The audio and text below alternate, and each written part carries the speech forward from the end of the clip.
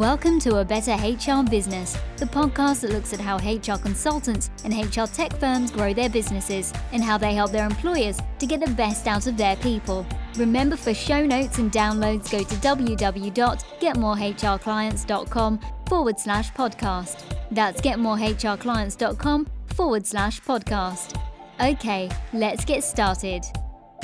Hello, welcome back to the show. Great to have you along. And I'm really looking forward to today's conversation with Lisa Brown Alexander.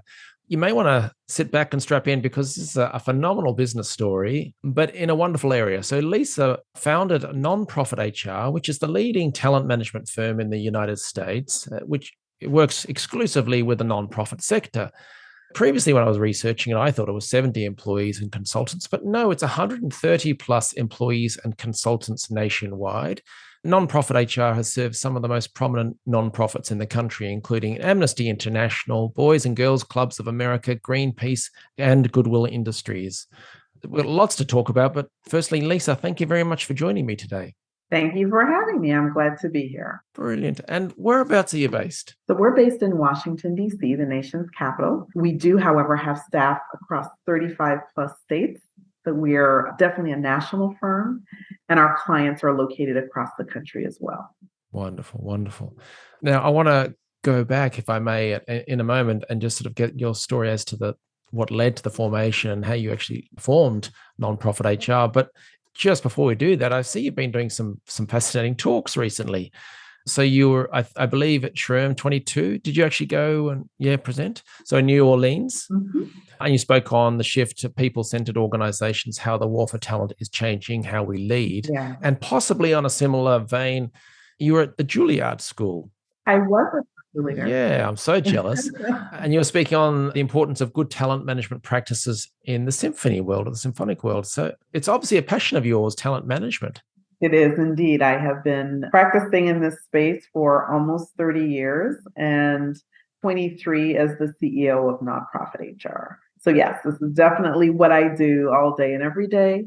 And while I'm no longer a practitioner, I'm running the firm as opposed to providing consulting services. From time to time, I do get out of the CEO seat to consult with our clients around culture and the impact of culture on one's ability to impact mission. Before we get into that, can we take a step back and look at what led to the formation of Nonprofit HR? And I'd love to hear your take on the beginning of this business story. Sure. The beginning started in the late 1990s during a time where I was working with my second nonprofit.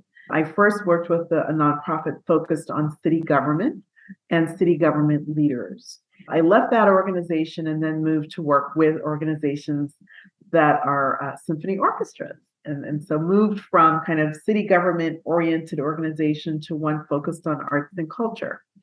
And was with that organization when I began to see some of the same things that I saw in the first organization. Both were membership organizations. And what I observed is their members, as other nonprofits, were continually in need of nonprofit informed consultation. And by that, I mean getting advice and consultation on talent and HR needs, but with the understanding of how nonprofits operate. So I observed that twice. After leaving the symphony orchestra organization, membership organization, I went to work for a third nonprofit. And that organization was focused on long-term health. Very different from the first two. So city government, arts and culture, long-term health. What they, again, all three of them shared was the same desire to provide HR consulting and support to their members, but in a way that was nonprofit informed, or at least understanding of how the nonprofit sector was different. I searched around, noticed that there was no firm in the country at that time, that was back in 1999 actually, serving the talent and HR needs of nonprofits. And I said, that makes no sense. This is a huge industry. Nonprofits in the United States they're the third largest employer sector in the nation, represent 5% of GDP, have over 12 million employees, and more than 2 million organizations. Now, Why would someone not support this sector? Largely because of perceptions that the nonprofit sector is broke and doesn't have the resources as a collective to support kind of a going concern. That is completely untrue. And here we are 23 years later, some 130 people across the country doing nothing but supporting the talent management and human resources needs of nonprofits.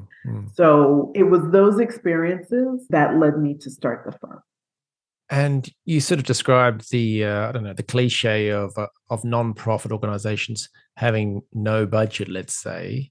Are there any other characteristics that might surprise people around organizational structure or things like that?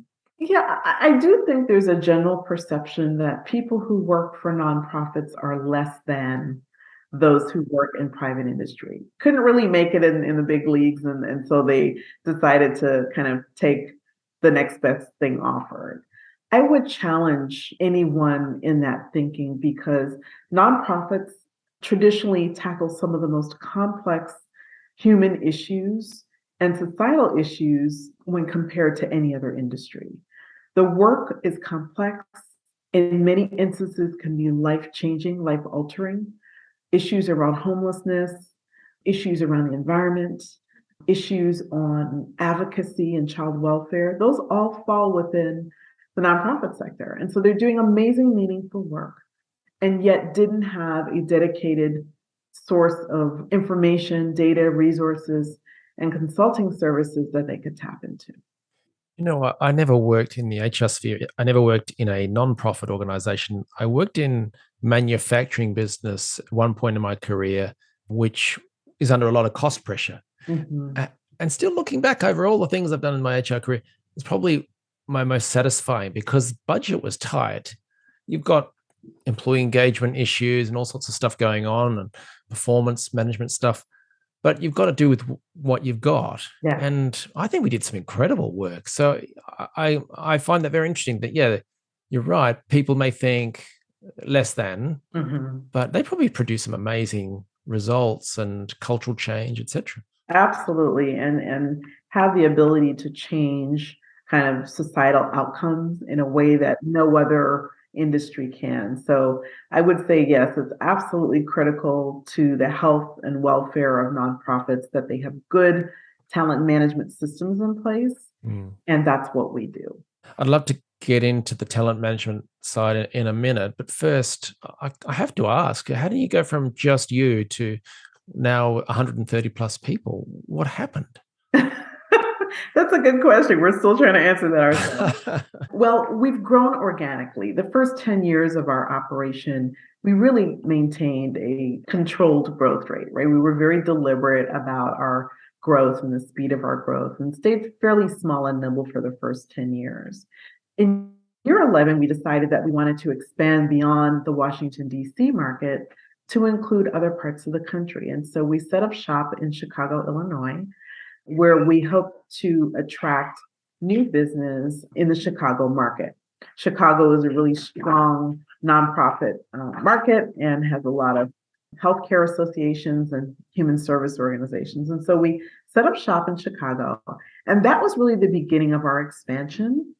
The last 3 years in particular, so with the onset of COVID and coincident with the murder of George Floyd, we began to see unprecedented demand for our services. Organizations that did not really understand and know how to navigate through the crisis that COVID brought caused a lot of organizations to turn to us. And unfortunately, so did the murder of George Floyd.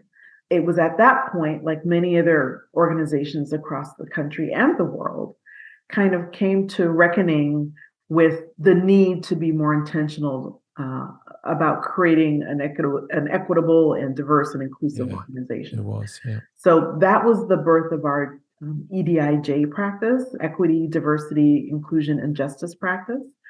And it was also a huge catapult for us, just for overall demand for services as relates to COVID.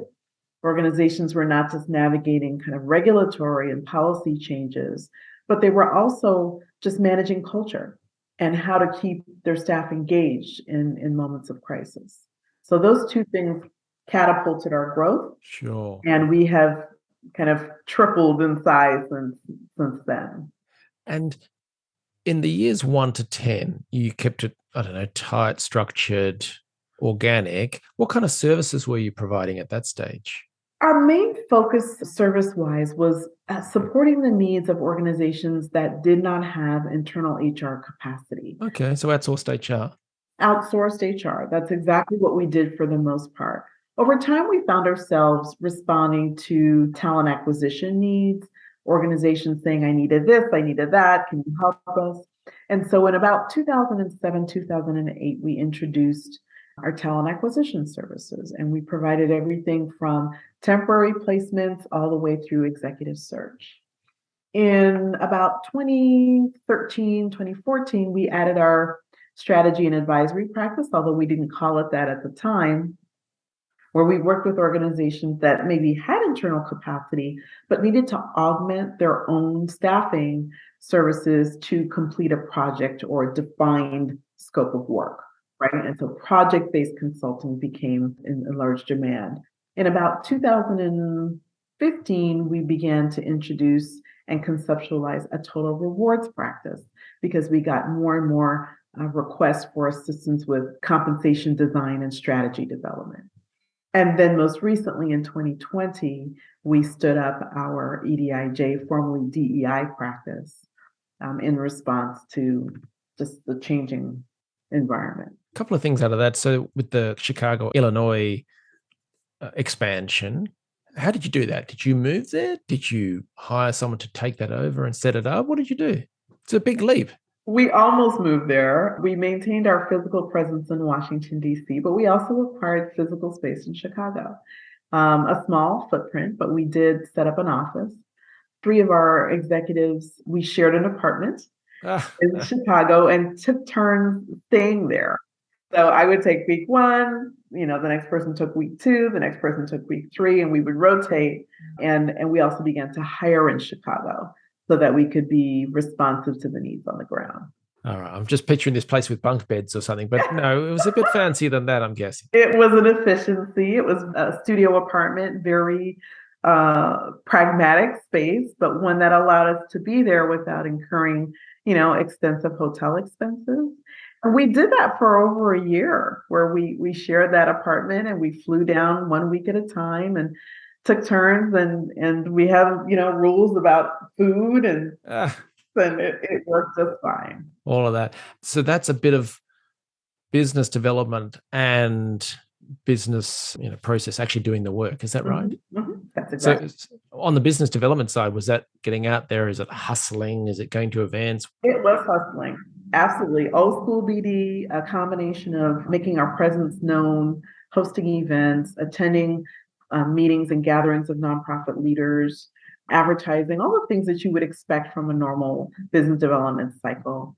Over time, we found that the Chicago market didn't quite meet our expectations, and so we moved away from a physical presence in Chicago, continued to support Chicago-based organizations, but did shut down the physical office and moved to a more virtual arrangement. But you did it in a stepped toe in the water type of way. Yeah, okay. It's funny. So in my position, I interview people and I have clients and things like that. And I also have a newsletter and so on. I get emails from people around the world every day, every week. And sometimes the questions are, how do I get more clients? Which as a concept is great, but you've got to ask better questions if you want to get better answers. And one of the things is a lot of businesses struggle to pinpoint an area that they're going to focus on.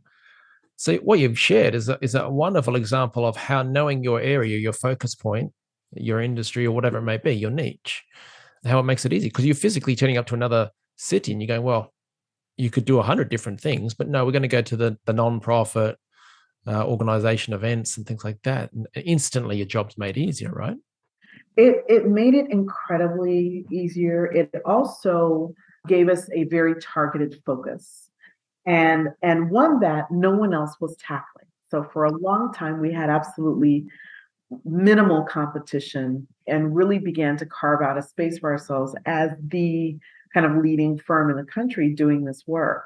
Now that we're 130 employees and servicing organizations across subsector and across geography, we really have a deep bench strength of knowledge and experience servicing the needs of what we now call social impact organizations, right? So as to include social enterprises, which is a fairly new kind of industry category. So yes, we definitely have grown. We've had a corner, kind of a hold on the corner of the market for a long time. But it speaks to more broadly the importance of focus when you're developing your business strategy. I think if we had extended our services to include kind of all industries, and if we were industry agnostic, I'm not sure that we would have been standing today, because that would have diluted our brand and forced us to compete with organizations that really could have had us for lunch, right? Instead, were acutely focused on nonprofit organizations and associations, foundations, and social enterprise in a way that allowed us to really distinguish ourselves from other players in the market. So my advice to those who are considering a business opportunity is to be really focused about who you're serving and why. And if you can effectively convey that, that's your value proposition. That's been our value proposition for the last 23 years. And quite honestly, remains our unique selling proposition. It allows organizations to look at us and understand the difference between us and the next consulting firm. That's wonderful advice. Absolutely. As the business, the 2011 onwards, that expansion mode, or the stage 3, if you like, suddenly there's an increase in geography and headcount. So you do have to start bringing in more of the leads and things like that. Did anything change on the marketing side? I know you've got a wonderful range of content and educational resources. So what changed? How did you sort of step things up? We realized that we needed to be more intentional in our marketing efforts and began to really hone in on data as a marketing strategy. So the sector lacked a repository of related talent management data for the sector, and we filled that gap. Doesn't generate revenue, but what it does do is help position you as an authority, as a firm. And so we did that, created a number of signature surveys that the sector began to rely on for human resources data and information, and to benchmark their own practices. So we were able to kind of jumpstart that work. Now there are many other consulting firms that are producing kind of HR and talent management related data for the sector, but we were the first, or one of the first, and take a lot of pride in that. We continue to have and produce 3 or 4 signature surveys that organizations rely on to benchmark their practices, and that's been very helpful. That's fascinating. I know you have a podcast. How's that going for you? I am not on it that often. That is handled by our marketing team. We now have an entire team of people responsible for marketing. They do a wonderful job, and they bring in guest speakers and people who are doing this work on the ground in the field to understand what their practices are. So turning to the talent management side of things, you were talking, as I mentioned, at the Juilliard School and at Shrome 22 in New Orleans around how the war for talent is changing how we lead and the importance of talent management practices. What do you see has changed, and what's your advice to organizations on finding the right way to develop talent and create that management system? So what has changed from my perception, and not just mine, but really kind of general business publications, we've spent the last 2 years lamenting on the Great Resignation and the impact that that's had on organizations. The labor shortage is real, and what it has done is change the paradigm, or shifted the paradigm from a focus on products and services to a focus on talent who produce the products and services. That has given employees an advantage they did not have even 5 years ago. It's changed the way leaders need to look at and leverage talent. And it has allowed folks to kind of reset the balance between work and life integration. And so my advice to leaders around talent management practices is, until you prioritize talent, you really are not working at your highest and best use, your fullest capacity. We've seen success with organizations that prioritize their talent management practices. They have better outcomes, better results.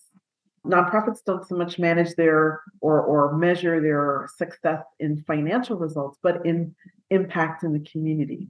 When you have an organization that's healthy, that's balanced, that is employee centered, that understands the connection between talent and impact, those are the organizations that are winning right now. And they're also winning the war for talent.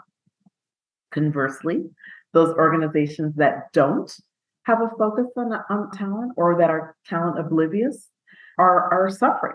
And those are the organizations that in some instances are having to close their doors because they've not paid attention to talent.